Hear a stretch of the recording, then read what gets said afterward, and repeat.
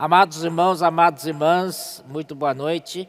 Viemos para a mensagem 17 da Conferência Internacional de setembro de 2001, versando sobre o livro de Mateus, o Reino dos Céus. E o tema geral, mais uma vez queria lembrar, e será pregado este Evangelho do Reino. Aleluia! E vamos ver hoje no capítulo 10 de Mateus. Mas antes disso, vamos entrar no sentimento do Senhor quando ele escreveu Mateus 10. Ontem à noite, o irmão Pedro falou que ele começou a tocar e tocar no sentimento de Deus e começou a se emocionar mesmo, né? E realmente isso é bastante evidente, isso daí. Nós que precisamos tocar além das palavras escritas na Bíblia, tocar no sentimento de Deus. Senhor Jesus. E também esses dias ouvimos dizer que a guerra já foi declarada. E na palavra de Deus, essa guerra já vinha travando-se há muito tempo, né? Vamos ver um pouquinho em Mateus 16, 18, que é muito conhecido de todos. Mateus 16, 18, ele fala assim: também eu te digo que tu és Pedro, e sobre esta pedra edificarei a minha igreja, e as portas do inferno não prevalecerão contra ela. Ela é a igreja edificada. Tá bom? Então você vê que existe uma batalha, né, uma guerra mesmo, entre a igreja e as portas do inferno, né? E as portas do inferno não prevalecerão contra a igreja. Graças ao Senhor, mas tem que ser uma igreja edificada. Então isso se refere ao nosso tempo, né? Estamos na época da edificação da igreja. E depois de passado por essa edificação da igreja, nós vamos nos tornar uma noiva ataviada. À medida que a igreja vai sendo edificada, ela vai se tornando uma noiva ataviada, uma noiva preparada para o casamento, né? E a noiva precisa passar por lavagem da água pela palavra, para a santificar, tirar todas as manchas da velha criação, tirar todas as nódoas, tudo que é da velha criação, o Senhor está fazendo, está limpando sua noiva pela a lavagem de água pela palavra. Senhor Jesus, e hoje estamos debaixo desse falar, dessa palavra profética, e essa palavra profética não apenas nos dá uma orientação, nos dá direção, também nos alimenta e também, né, nos lava. Senhor Jesus. E outro versículo está em Efésios capítulo 6. Efésios capítulo 6, versículo 12. Versículo 11. Diz assim: revesti-vos de toda a armadura de Deus, para poderdes ficar firmes contra as ciladas do diabo. Então, irmãos, para que serve toda a armadura de Deus? A armadura de Deus serve para a guerra, não é? E poderes ficar firmes contra as ciladas do diabo. Então você percebe aqui, o diabo ou Satanás, ele só gosta de colocar você em ciladas, em emboscada. Esse inimigo, ele é covarde, ele não te enfrenta de frente, ele foge de você de frente, mas por detrás ele fica armando essas ciladas aí, né? Toma muito cuidado com isso. Versículo 12, porque a nossa luta, olha a luta, aqui está escrito claramente que é uma luta.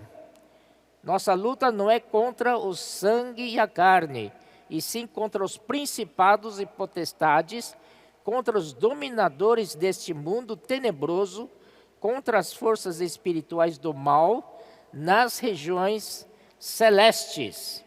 Ó Senhor Jesus.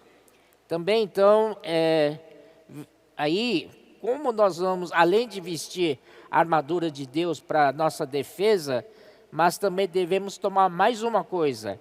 Versículo 17. Tomai também o capacete da salvação e a espada do Espírito, que é a palavra de Deus. Então, irmãos, não só ficarmos na defensiva, ficarmos nos defendendo, nós temos uma arma de ataque também. E essa arma de ataque é a espada do Espírito. E a espada do Espírito é a palavra de Deus. Quando proclamamos a palavra de Deus, na nossa experiência, quando Satanás ouve essa palavra de Deus, ele e os seus anjos caídos fogem em retirada. Oh Senhor Jesus, então sempre esteja com vocês essa espada do Espírito, que é a palavra de Deus. Ele não só isso, em versículo 18 ele continua, com toda oração e súplica, orando em todo tempo no Espírito, para isto vigiando com toda perseverança e súplica por todos os santos. Precisamos orar, nossa batalha não é contra sangue e carne, é contra os principados e potestades.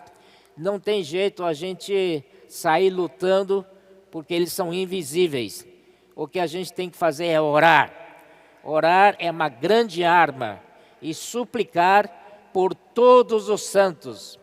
Ó Senhor Jesus, mas também vigiando com perseverança, não é uma vez, não é duas vezes, é sempre, vigiando com toda perseverança e súplica por todos os santos, que o Senhor guarde todos os santos. E depois, irmãos, essa palavra, que é a espada do Espírito, também podemos usá-la como conteúdo da nossa oração. Por isso existe a prática de orar e ler. Ao mesmo tempo que estamos lendo a palavra, estamos orando com as próprias palavras da Bíblia. Isso nós temos experimentado, que é muito efetivo. Nós desfrutamos demais quando tomamos a palavra em oração. Ó Senhor Jesus. Depois, 2 Coríntios 10. 2 Coríntios 10, primeiro o versículo 4. Ele fala assim, versículo 3. Porque, embora andando na carne, não militamos segundo a carne. Ou seja, militar é uma guerra, não é? É uma luta espiritual. Então, embora andando na carne, realmente nós vivemos num plano terrenal. Mas nós não somos desse plano terrenal. Embora vivendo na carne, não militamos segundo a carne. Porque aqui é muito claro, porque se nós militamos segundo a carne, a derrota é certa. É certíssima, não tem como sair dessa. Por isso, se queremos militar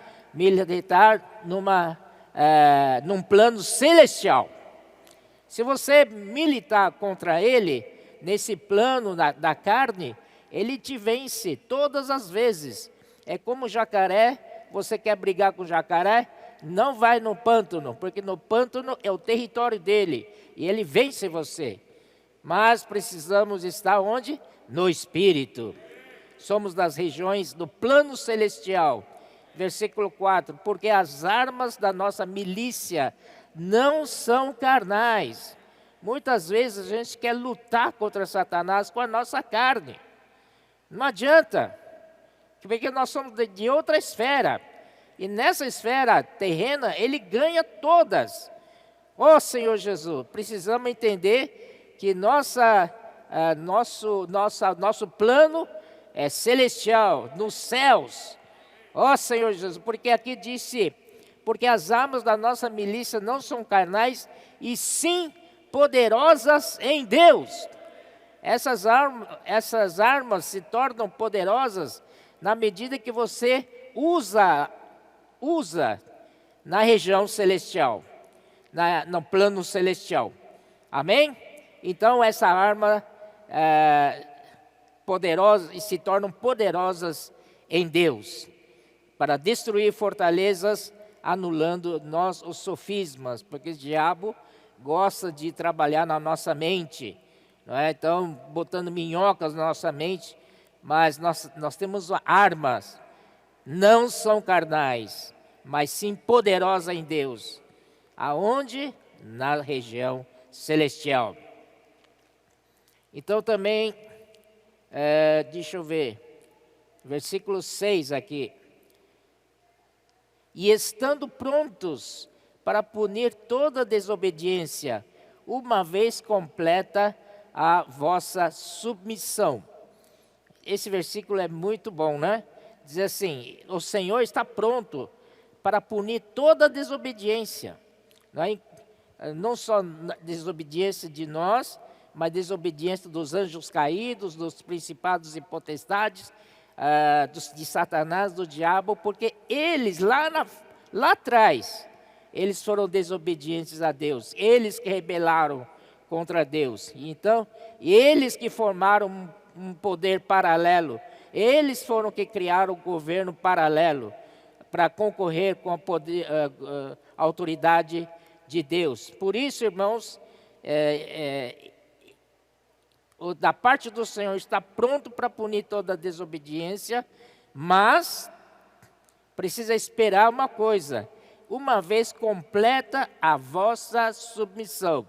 Então a nossa submissão na igreja dá base para o Senhor punir toda a desobediência. Ó Senhor Jesus, por isso que em Efésios 1, 9 e 10 diz que o mistério da vontade de Deus é encabeçar todas as coisas em Cristo. Não é? E aí todos os inimigos serão colocados debaixo dos seus pés. Como o Senhor faz isso? Ele quer ganhar toda a terra, Ele quer reaver a sua autoridade, seu governo aqui na terra, seu reino, mas Ele começa primeiro com a igreja. Se a igreja é obediente a Ele, então isso dá base para o Senhor, dá um terreno muito forte para o Senhor tratar com seus inimigos. Amém? Então a nossa submissão e obediência é extremamente importante. E também, ainda nessa linha de batalha, podemos ver em Gálatas, capítulo 4, 17. Aqui também diz assim, é 5,17, eu errei, tá bom? 5,17, porque a carne milita contra o espírito, e o espírito contra a carne, porque são opostos entre si, para que não façais o que porventura seja do nosso querer. O nosso querer, irmãos, é aliado ao desejo da carne. Por isso, irmãos, não podemos fazer o que é do nosso querer. Precisamos sempre olhar para o querer do Senhor, a vontade do Senhor. Porque se nós queremos militar no Espírito, não podemos pensar nossa própria vontade. Nós precisamos sempre lutar com a vontade do Senhor. E assim nós ganhamos a luta. Então vocês veem, essa carne contra o espírito são duas esferas, são dois planos, né? Um é plano terrenal, que é carne, e outro é plano dos céus, que é o espírito. Senhor Jesus. Aí, o que o Senhor quer? O Senhor quer então reaver a autoridade dele, né, o governo dele aqui na terra. Infelizmente, pela rebelião do arcanjo, né, do Lúcifer, essa terra toda ficou amaldiçoada, não é?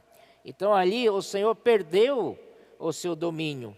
Por isso que o Senhor, inclusive o homem criado por Ele, o homem foi criado segundo a sua imagem e a semelhança, de uma maneira muito especial, não é? E o homem recebeu o sopro de Deus e ali formou seu espírito humano. Então, a partir desse espírito humano, o Senhor quer reaver, né, toda a sua autoridade, todo o seu poder, todo o seu domínio, através desse homem criado. Infelizmente, sabemos da história, né, esse homem, então, falhou, né, desobedeceu a palavra de Deus e comeu do fruto da árvore do conhecimento do bem e do mal. Mas, irmãos, isso mostra qual é o sentimento de Deus. Deus vê para o homem criado por Ele de uma maneira tão especial. Todo homem tem um espírito do homem dentro dele. É para quê? Para ser enchido de Deus, para expressar Deus e para dominar por Deus. Vocês sabem, Gênesis 1 fala isso, né? A partir do versículo 26, 27 e 28, o Senhor os abençoou, né?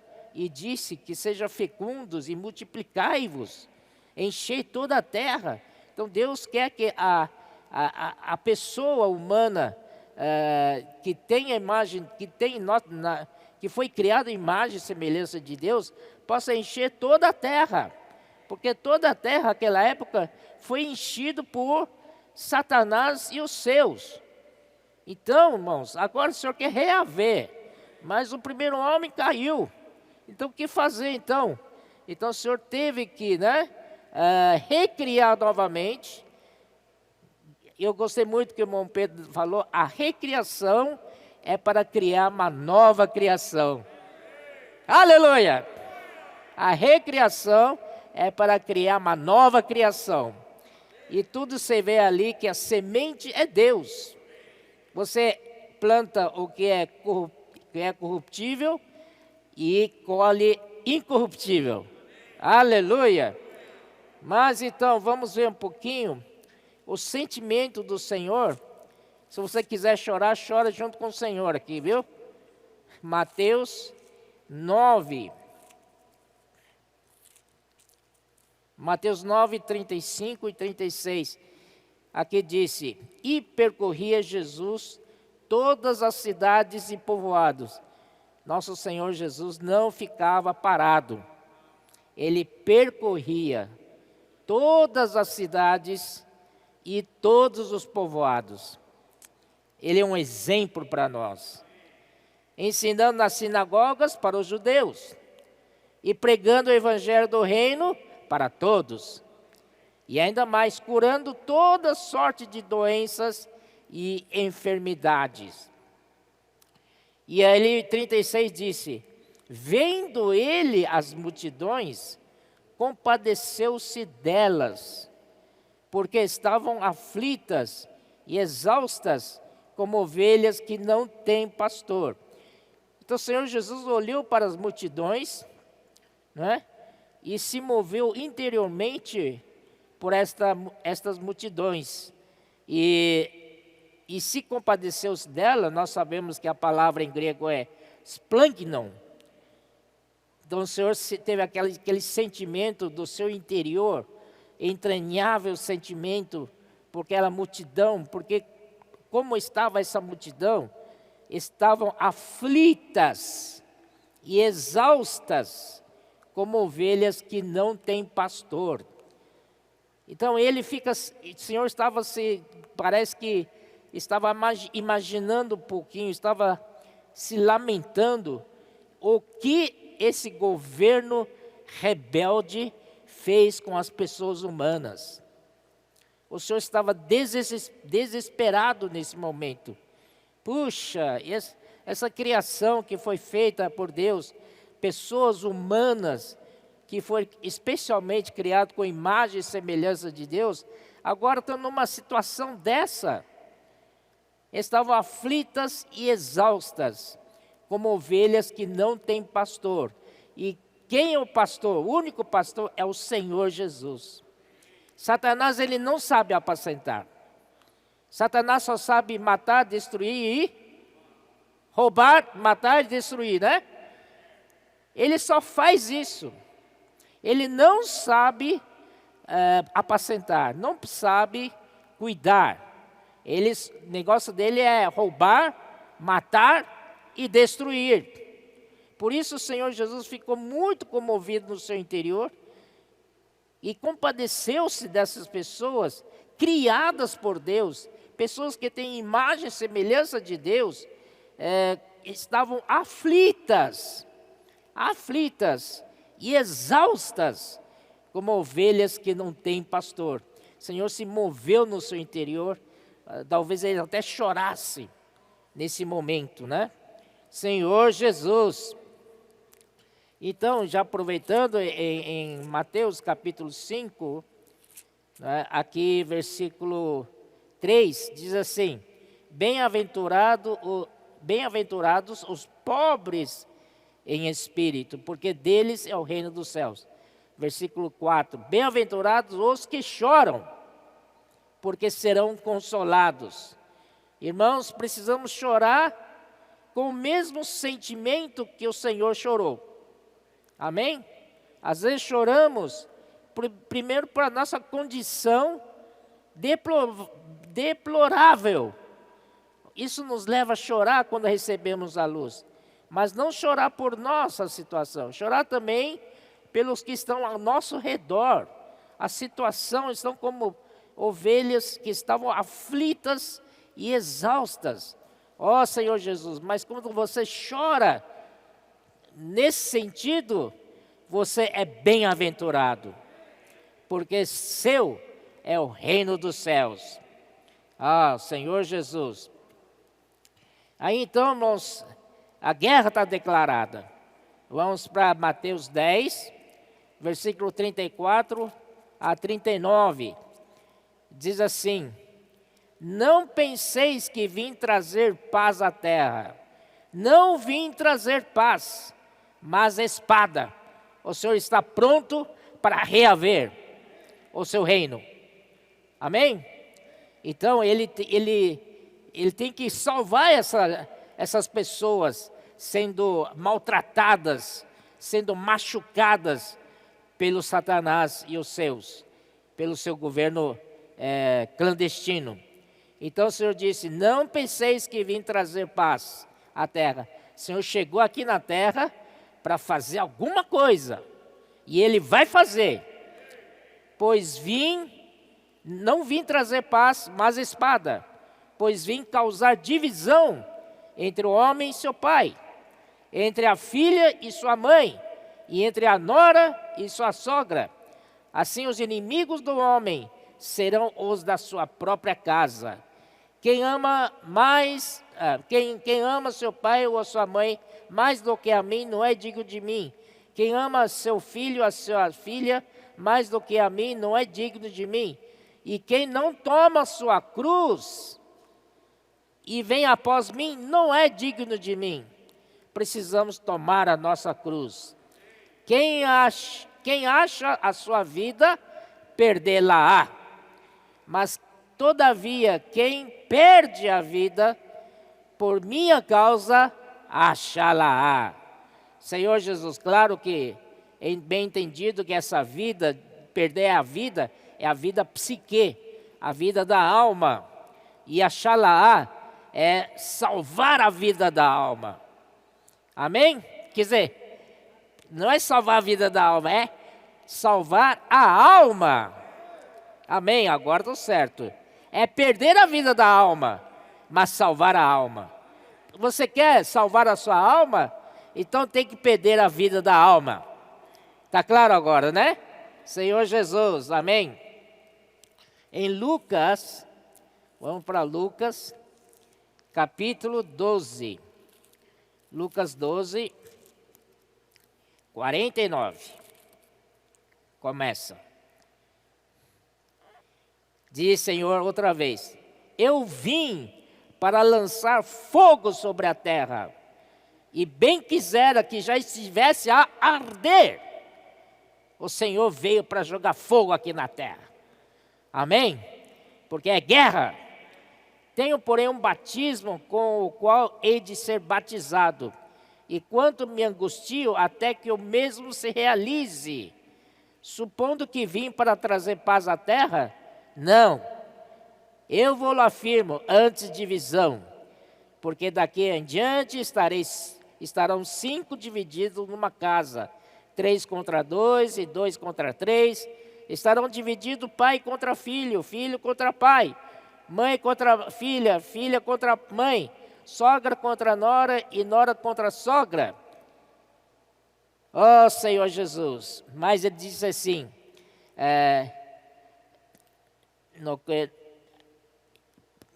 voltando no versículo 50, diz, tenho, porém, um batismo com o qual hei de ser batizado, e quanto me angustio, até que o mesmo se realize.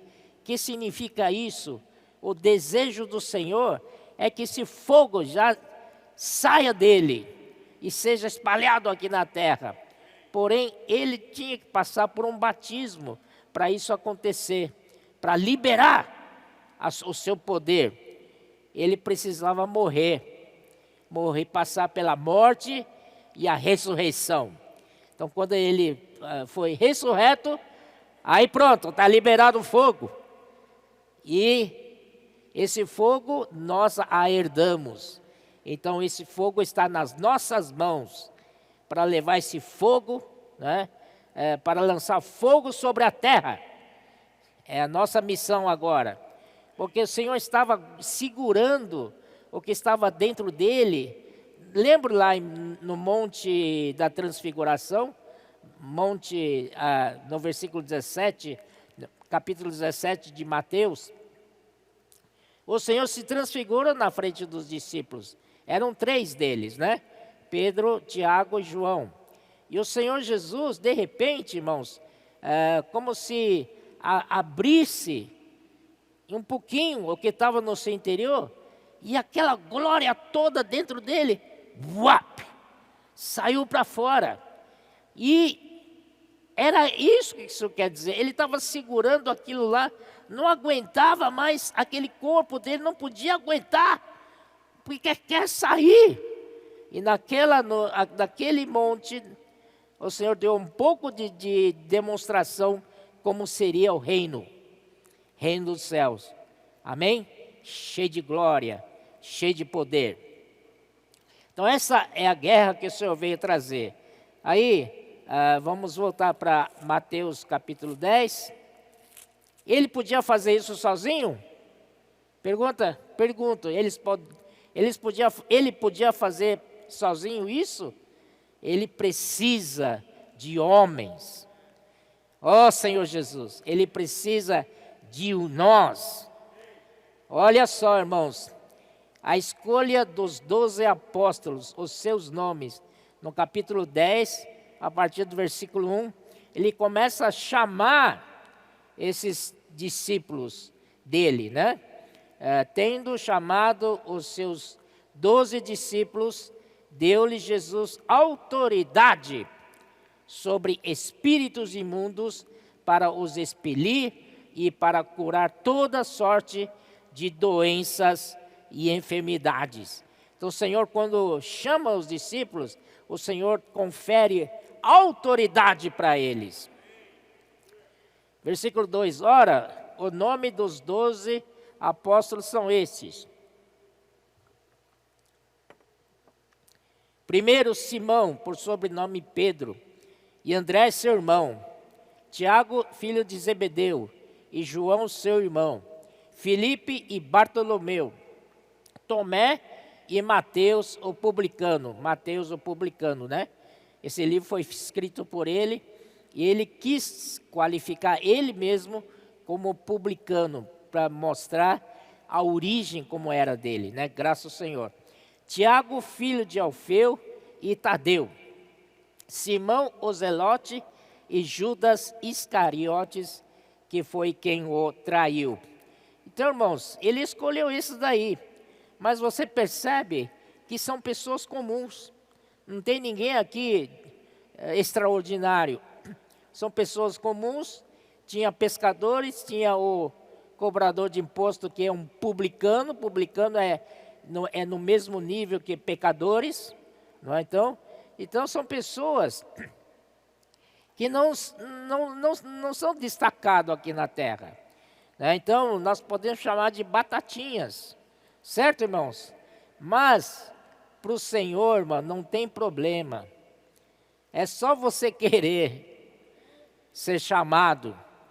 Amém? Por um lado, o Senhor se chama, mas você também tem que se apresentar. Eis-me aqui, Senhor. Envia-me a mim. Então, você também precisa querer. Então, esse é um princípio muito bom, que aqui o Senhor também não chamou ninguém de nobre nascimento. Vamos em 1 Coríntios. Ó Senhor Jesus.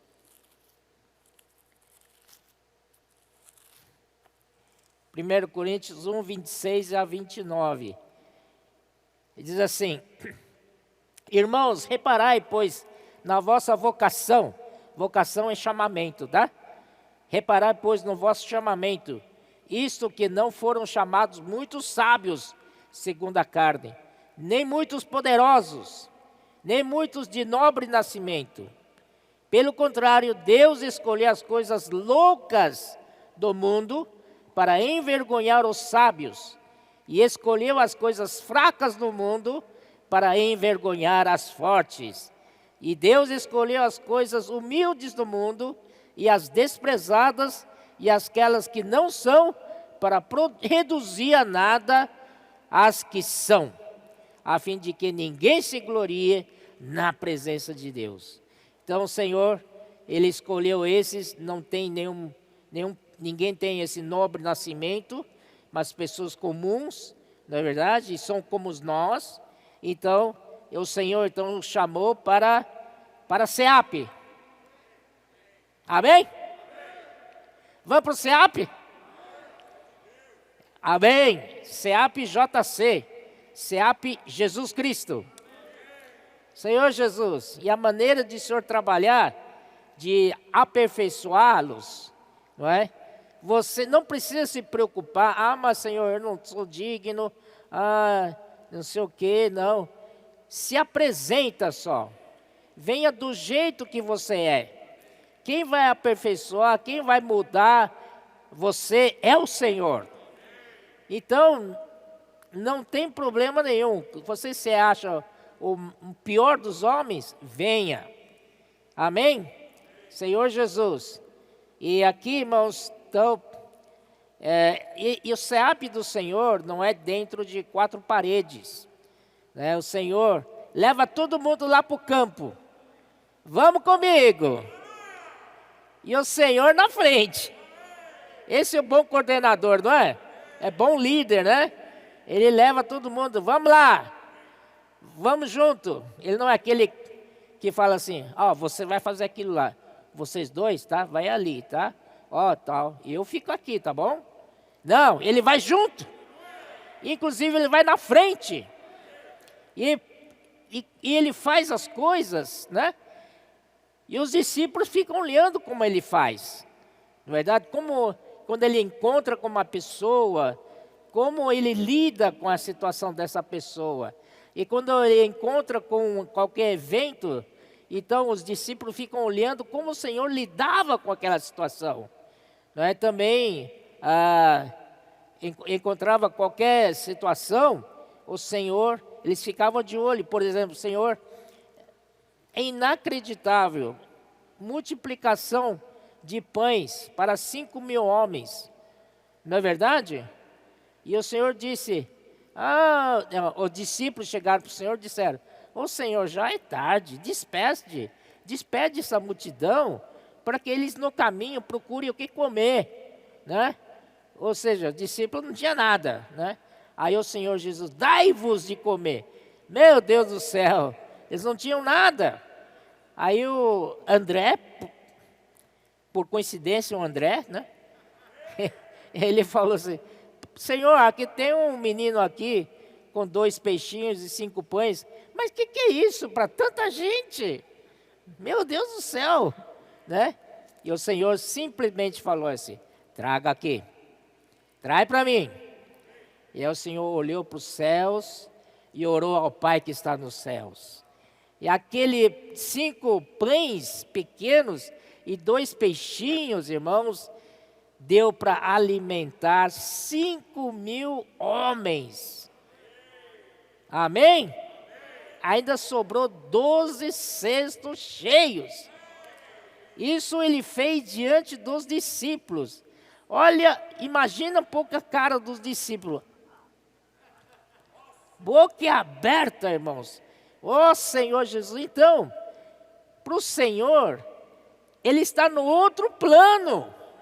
Ele está no plano dos céus. Ele estava treinando os discípulos para não fazer as coisas aqui da terra. Tem que fazer as coisas na região dos céus. No plano dos céus. No plano do Pai. E Pai faz as coisas. Então, na nossa vida cotidiana, ao servir o Senhor, precisamos ver que a capacidade para servir não é nossa, é dos céus. Pelo contrário, nós não temos nada. O Senhor falou em João 15, sem mim nada podeis fazer. E é verdade, sem o Senhor nada podemos fazer. Não diga que você está 30 anos na vida da igreja, indo para 40 anos, você sabe o que fazer. Você sabe conduzir uma reunião da igreja. Quem não sabe? Não é verdade? Começar, vamos invocar o nome do Senhor tal. Depois umas meia dúzia de oração. Vamos pedir um hino, todo mundo canta e tal. É muito previsível isso. Isso é uma reunião no plano daqui da terra. Amém? A reunião, segundo o Espírito, tem que ser imprevisível. Você não sabe o que vai acontecer. Você depende do Senhor. Em João tem um versículo que fala assim: o vento sopra para onde quer. Você não sabe de onde ele veio e nem para onde vai. Assim é todo aquele que é nascido do Espírito. Amém? Também, irmãos, isso é depender, né, do plano celestial. Senhor Jesus. Aí, voltando em Mateus 10. Então, finalizando, que o Senhor levava os discípulos com Ele e aprendiam a lidar com as coisas, mas não no plano terreno. O Senhor sempre levava os discípulos para o plano celestial, para o plano dos céus, para mostrar para ele que até para nós, nosso serviço na igreja não pode ser no plano terrenal, tem que ser no plano celestial, depender do Senhor de tudo, amém?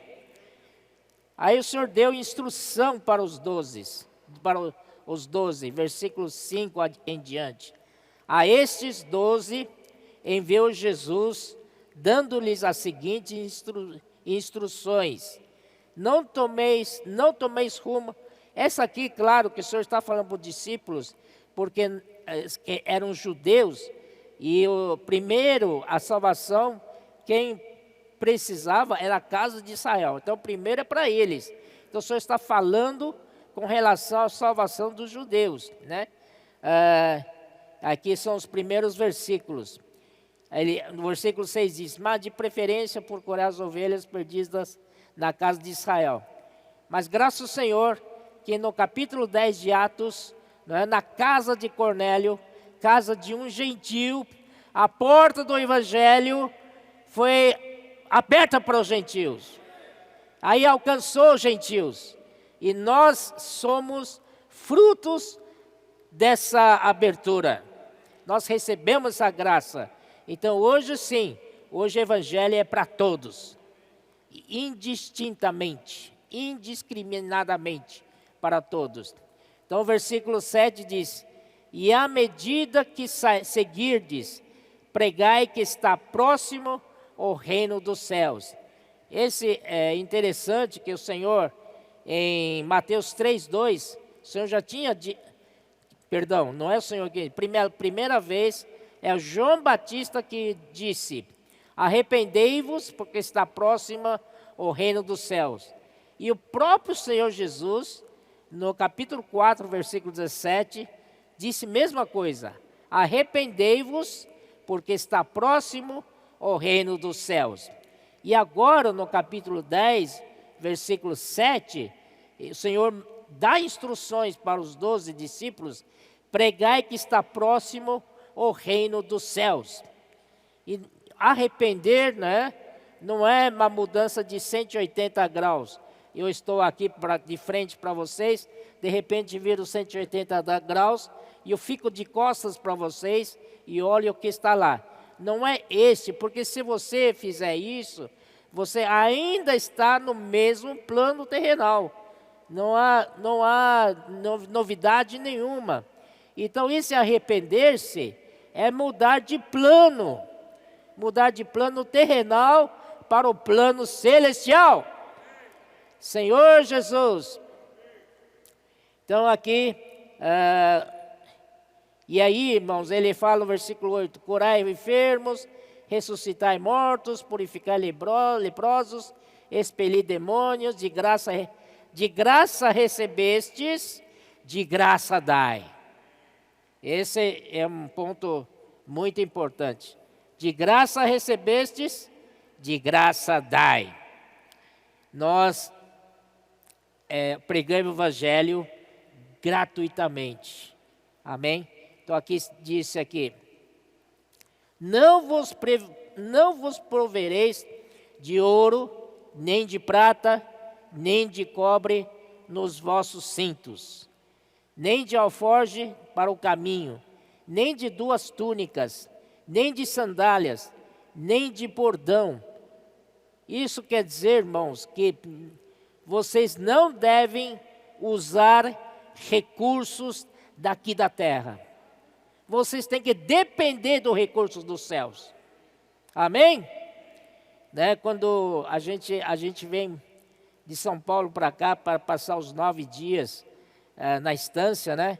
A gente traz um monte de mudanças, e malas, e malas, e malas. Não é verdade? Para os 9 dias, né? Não é verdade? E o Senhor manda os discípulos pregar o quê? Não prover de ouro, nem de prata, nem de cobre para os vossos cintos. Quer dizer, vocês não podem depender dos recursos aqui da terra. Uma vez, faz muito tempo já, né? Quando levantou o SEAP lá em Foz do Iguaçu, tinha aquela prática chamada Deus te abençoe. Quantos daqui lembram disso? Deus que te abençoe, né? Você vai praticar comportagem, Deus que te abençoe. Irmão, eu preciso levar minha carteira, porque se precisar de uma coisa, tem dinheiro. Deixa tudo aqui. Deixa a carteira, talão de cheque, cartão de crédito. Deixa tudo aqui, você não vai levar. Aí você vai depender totalmente do Senhor. E também uma coisa: se você não vender, não almoça. Eita, coisa boa, hein? Aí, rapaz, irmãos, começa a depender totalmente do Senhor. Imagina o desespero deles. Ó Senhor, ó Senhor, ó Senhor, me ajuda a vender livros, Senhor Jesus. Assim é depender do recurso que vem lá do céu. Amém? Senhor Jesus, nem de alforje para o caminho, nem de 2 túnicas, olha só, nem de sandálias, meu Deus do céu, nem de bordão. O Senhor vai prover tudo. Senhor prover tudo. Amém? E aí no fim do versículo 10 ele fala assim: porque digno é o trabalhador do seu alimento. Quem supre é os céus. Não se preocupe. Aleluia. E você vai ser guardado, vai ser protegido, vai ficar gordinho, viu? Não vai passar fome, não. E em qualquer cidade ou povoado em que entrais, indagai quem neles é digno, e aí ficai até que o retirardes. Ao entrardes da casa, saudai-o. Se com efeito a casa for digna, venha sobre ela a vossa paz. Se porém não o for, torne para vós outros a vossa paz. Se alguém não vos receber, nem ouvir as vossas palavras, ao sairdes daquela casa ou daquela cidade, sacudi o pó dos vossos pés. Bom, isso aí já, né? Em verdade, vos digo que menos rigor haverá para Sodoma e Gomorra no dia do juízo do que para aquela cidade. Mas, irmãos, não faça isso de jeito nenhum, tá? Você vai naquela cidade, a cidade não se abriu para você, para o seu evangelho, ninguém aceitou, você vai falar, você está condenado. Eu recebi várias portas fechadas, batendo na minha cara. Você vai ver só, no dia de juízo. Não faça, não tem esse sentimento, né? Nós saímos porque nós amamos as pessoas com o amor de Deus. Amém. E aí, versículo 10b, é o que? Trabalhador digno do seu salário. E aí, versículo 16. Eis que eu vos envio como ovelhas para o meio de lobos, sede, portanto, prudentes como as serpentes e simples como as pombas, né? Então, de um lado, precisamos estar muito espertos, porque Satanás, se a gente bobear, quer aproveitar de nós, dar uma bocada em nós, uma mordida em nós, né? E, por outro lado, a nossa natureza é ser simples, como as pombas, né? E no versículo 22 diz, sereis odiados por todos por causa do meu nome. Isso aconteceu muito realmente no primeiro século. Os nossos apóstolos na frente, eles foram presos, enfrentaram tribunais e tiveram diante dos governadores, diante dos reis. O próprio Paulo passou por isso. Mas graças ao Senhor que hoje nós estamos num país livre, né? E hoje temos liberdade para pregar o evangelho. Ainda mais nós somos um país cristãos, entre aspas, pelo menos isso, né? Somos cristãos, então nós temos tudo para avançar. Naquela época, eles tinham o judaísmo, que é a religião do Estado, da nação. Então, era muito difícil. Mas hoje o Senhor nos deu tanta liberdade para pregar o evangelho, né? Enquanto estiver aberto, né? Vamos aproveitar. E na 22b diz, aquele, porém, que perseverar até o fim, esse será salvo. Aleluia. Irmãos, aí vamos para 10, capítulo 10, versículo 30. E quanto a vós outros, até os cabelos todos da cabeça estão contados. Senhor te guarda, meu irmão. Não, até o fio de cabelo seu está guardado. Quem já está caindo muito cabelo, é porque o Senhor permitiu, viu? Amém? Até os cabelos todos da cabeça estão contados. Não temais, pois bem mais valeis vós do que muitos pardais. E aí o Senhor fala aqui, né? É um estímulo. Portanto, aquele que me confessar diante dos homens, também eu o confessarei diante de meu Pai, que está nos céus. E versículo 34. Versículo 40. Quem vos recebe, a mim me recebe. E quem me recebe, recebe aquele que me enviou. Quem recebe um profeta, no caráter de profeta, receberá o galardão de profeta. Quem recebe um justo, no caráter de justo, receberá o galardão de justo.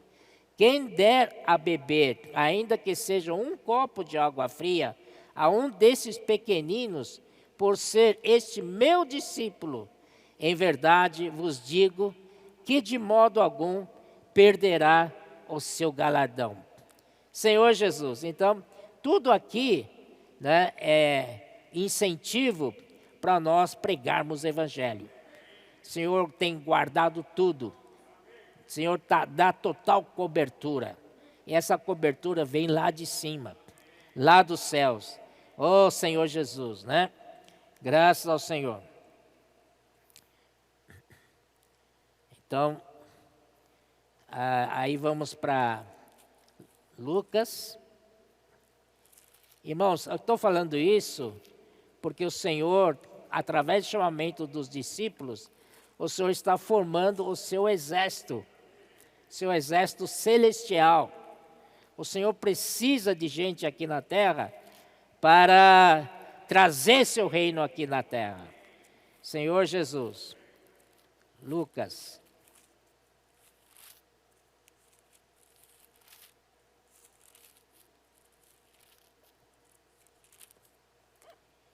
Oh, Senhor Jesus.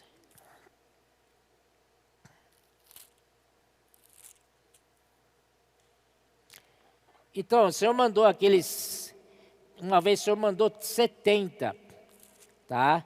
É que eu leio para vocês. O Senhor mandou aqui no capítulo 10, versículo 1, diz: depois disto o Senhor designou outros 70, além dos 12, o Senhor mandou mais 70, olha só. E está se formando um exército aqui, exército celestial. E os enviou de 2 em 2 para que o precedessem em cada cidade e lugar aonde ele estava para ir. E lhe fez a seguinte advertência: a seara é grande, mas os trabalhadores são poucos. Rogai, pois, ao Senhor da seara que mande trabalhadores para a sua seara. Ó Senhor Jesus, ide, eis que eu vos envio como cordeiros no meio de lobos, né? Aqui repete o que foi falado em Mateus. E aí, irmãos, esses 70 saíram e regressaram. Olha só como foi o relato deles ao regressarem. Versículo 17. Então regressaram os 70 possuídos de alegria. Não é pouco alegria, é possuído de alegria. Então, quando você se dispõe para pregar evangelho, né, o Senhor chama, você atende, vai pregar evangelho, isso que te dá alegria. Não é pouco, é bastante. Então, irmãos, uma vez um médico no nosso meio, né, não vou dizer o nome dele, ele foi para o SEAP. Não sei quanto tempo ficou lá, uma semana, sei lá. Uma semana, né? Ele se propôs a fazer SEAP por uma semana. Ele é um médico, né, dos bons e é muito ocupado, né? Então ele quis dar uma semana para ele mesmo ir para o SEAP e ser aperfeiçoado. E depois que ele passou aquela semana no SEAP, ele comentou com os irmãos: eu não sabia que para ser feliz preciso de muito pouco. Amém? Você quer ser feliz? Vai servir o Senhor. Outras palavras, vai para o SEAP. Amém? Ó Senhor Jesus, né? Então, regressaram os 70, disse: Senhor, os próprios demônios se nos submetem pelo teu nome. Os demônios têm medo do nome do Senhor. Por isso devem sair sempre invocando o nome do Senhor. Ó Senhor Jesus, amém. E ele lhes disse: Senhor disse para eles, enquanto vocês pregavam o evangelho, eu via Satanás caindo do céu. Vocês querem derrubar Satanás do céu? Vá pregar o evangelho. vai praticar comportagem dinâmica. Senhor Jesus. Nessa segunda-feira saíram, né? Saíram 25 cooperadores. Vocês precisam ver o testemunho deles. Sensacional. Despertou eles pelo gosto da comportagem dinâmica, de orar pelos outros. Quanta experiência sensacional, né? Devia ter gravado, né? Meu Deus do céu, Senhor Jesus, isso mudou a esfera. Realmente mudou de plano terrenal para o plano celestial. Ó Senhor Jesus, ele diz, eu via Satanás caindo do céu como um relâmpago. E eis aí que vos dei autoridade para pisardes serpentes e escorpiões, e sobre todo o poder do inimigo, e nada, absolutamente nada, vos causará dano. Que significa o quê? Não tenha medo de sair para pregar evangelho. Porque o Senhor diz assim, eu vos dei autoridades para pisardes serpentes e escorpiões e sobre todo o poder do inimigo, e nada, absolutamente nada, vos causará danos. Amém? Senhor, guarda aqueles que saem para pregar evangelho. Senhor, em absoluto, totalmente. Isso é poder dos céus. 20. Não obstante, alegrai-vos, não porque os espíritos se vos submetem, e sim porque o vosso nome está arrolado nos céus. Senhor Jesus. Aleluia. Oh Senhor Jesus. Amém. Aí, quando o Senhor dava instruções para os 12, voltando um pouquinho para Lucas capítulo 9, o Senhor fala assim, tendo Jesus convocado os 12, deu-lhes poder e autoridade sobre todos os demônios e para efetuarem curas. Aqui eu contei, tem 3 versículos que o Senhor fala de curas. E para efetuarem curas, aqui no versículo 1. E versículo 2, também os envio a pregar o reino de Deus. Devemos pregar o reino de Deus. E a curar os enfermos. Amém? Depois, no versículo 6, então saindo percorriam todas as aldeias, anunciando o evangelho e efetuando curas por toda parte. E eu fiquei, Senhor, o que significa isso? Curar as pessoas, né? Isso quer dizer, irmãos, quando a gente prega, sai para pregar evangelho, sai para praticar comportagem dinâmica, posso orar por você? Sabe o que acontece? Quando a pessoa recebe a nossa oração, a vida dela que estava em desordem, totalmente desorganizada, totalmente um caos, não é verdade? Totalmente desconectado com Deus, por isso que existe enfermidades, não é? A enfermidade vem por causa dessa desconexão a Deus. Uma vez que você conecta essa pessoa a Deus, é curada das enfermidades. A enfermidade é consequência de você se desconectar com Deus. Então, são muitos problemas. Então, aqui a cura é trazer novamente em ordem a vida das pessoas. Ah, Senhor Jesus. Vamos prosseguir, né? Capítulo 10, versículo 10, 40. Estou seguindo mais ou menos o meu esboço aqui, tá, meus irmãos?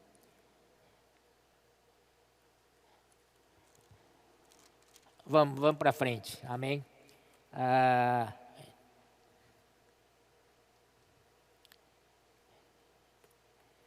Tá, agora vamos ver isso aí, já vamos terminar, tá bom?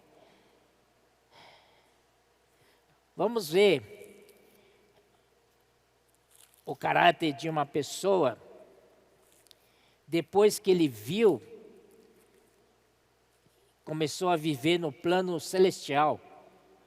E aí, olha só como que ficou a vida dele. Estou falando de nosso apóstolo Paulo. Em Filipenses capítulo 3, aqui de versículo 2 até versículo 6, ele falava da sua condição de vida enquanto estava no judaísmo, né? E aí, irmãos, a partir do versículo 7, ele fala assim: mas o que para mim era lucro, isto considerei perda por causa de Cristo. Sim, deveras considero tudo como perda por causa da sublimidade do conhecimento de Cristo Jesus, meu Senhor. Sublimidade, sublime é alto. Amém? Conhecer o Senhor do alto, dos céus, do plano celestial. E quando Paulo fez isso, ele diz assim: por amor do qual perdi todas as coisas. Essa perdi todas as coisas é o plano terreno. E ainda mais, ele não está reclamando: perdi todas as coisas por servir o Senhor. E diz assim: por amor do qual perdi todas as coisas e as considero como refúgio. Refúgio aqui significa também esterco, né? Não vale nada para mim. Depois que eu conheci Cristo, nada aqui no plano terreno tem valor para mim. Não tem mais sentido, não tem mais significado para mim. Não tenho mais sentido de vida, a não ser esse plano celestial, para ganhar a Cristo. E ser achado nele, não tendo justiça própria, que procede de lei, senão a que é mediante a fé em Cristo, e justiça que procede de Deus, baseada na fé, para o conhecer e o poder da sua ressurreição e a comunhão dos seus sofrimentos, conformando-me com ele na sua morte, para que de algum modo alcançar a ressurreição dos mortos.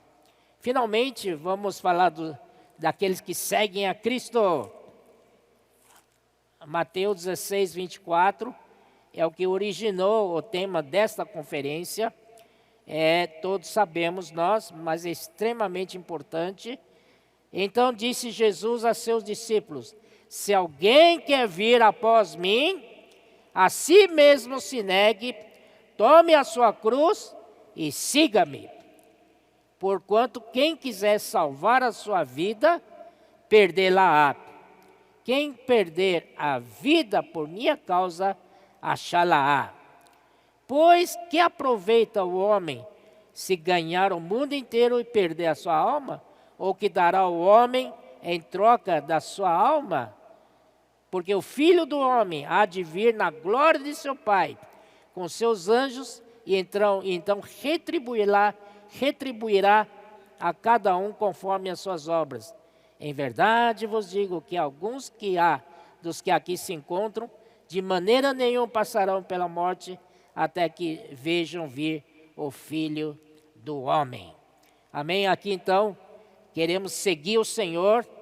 Se alguém quer vir após mim, eu quero dizer: Senhor, eu quero vir após ti. A si mesmo se negue, tome sua cruz e siga-me. Também lá no fim, no Apocalipse, capítulo 14, diz assim, versículo 4.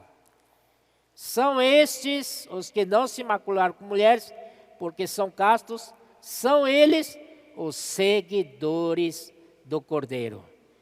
Lá no 16, 24, o Senhor disse: se alguém, não é? Está abrindo para alguém que quiser segui-lo.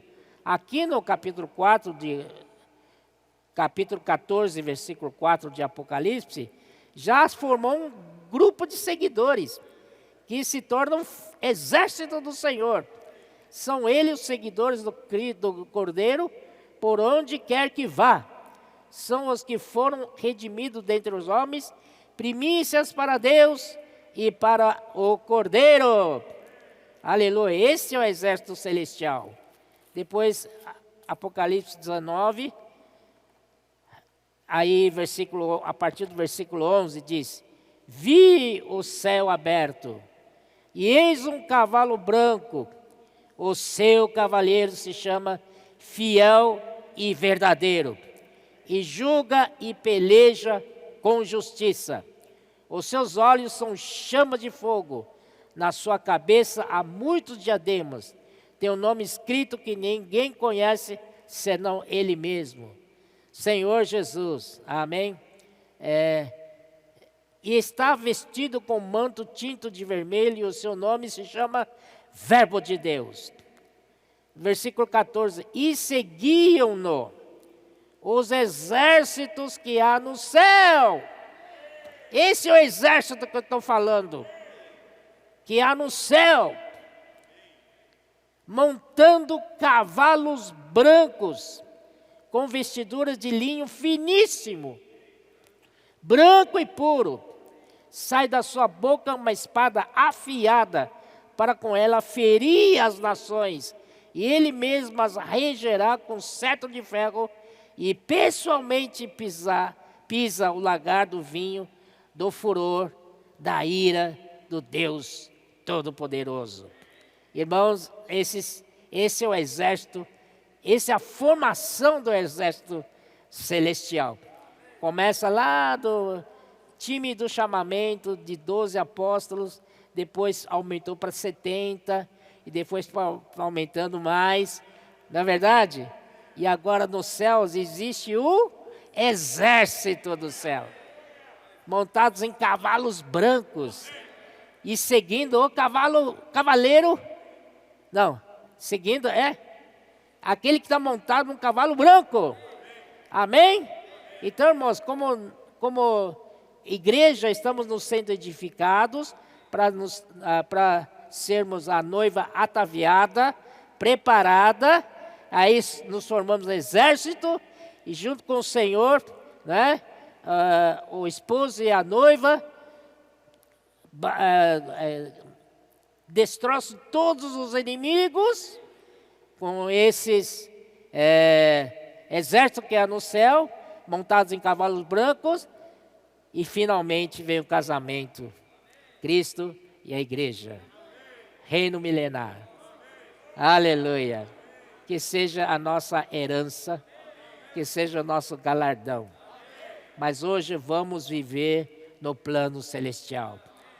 Essa palavra que dita até agora nessa conferência, meu Deus do céu, quanta coisa. E vai ter mais hoje à noite, né? Daqui a pouco Miguel vai falar também. Ó Senhor Jesus, essa mudança de plano é a chave do negócio. Muito obrigado, irmãos. Amém.